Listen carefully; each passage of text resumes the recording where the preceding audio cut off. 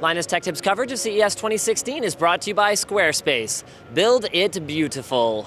So here at the Sony booth, they've got all the usual stuff. They've got their smartphones with image stabilization cameras and 4K screens. They've got their 4K cameras, actually, one of which we're shooting this video on right now. But that's all stuff we're pretty familiar with, and I was looking for something a little bit different, and I definitely found it.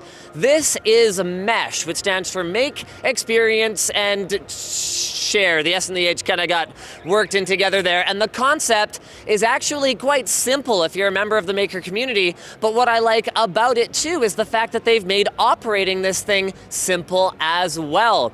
So basically, you've got a variety of these little Bluetooth connected modules here that have an array of different functionalities. So this little puppy is an LED. This one right here is a button. It's called button, so it should be fairly self-explanatory. This one is a motion sensor. We've got their Move, which is actually a 6-axis gyroscope, a brightness sensor, a temperature and humidity sensor, and a general purpose I/O module that can be used to do things like hook up a vibration motor, say for example. What ties it all together, the mesh, if you will, is the iPad and iPhone app that lets you create if this then that, if you're familiar with if this then that recipes that work together with the mesh system as well as third-party systems like Philips Hue.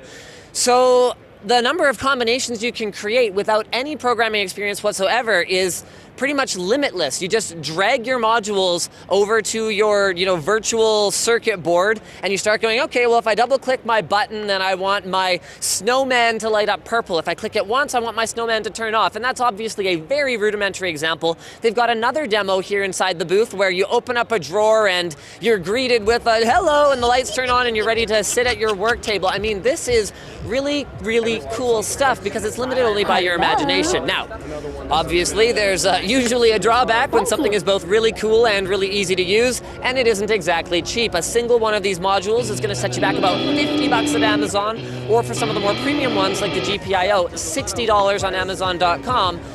But the possibilities in the future are pretty much endless because they're already providing an SDK and it's an open API, so people are going to be able to do pretty much anything they want with it, including hook into it from all kinds of other systems. So right now it's pretty much Philips Hue and if this then that and the app itself with the modules.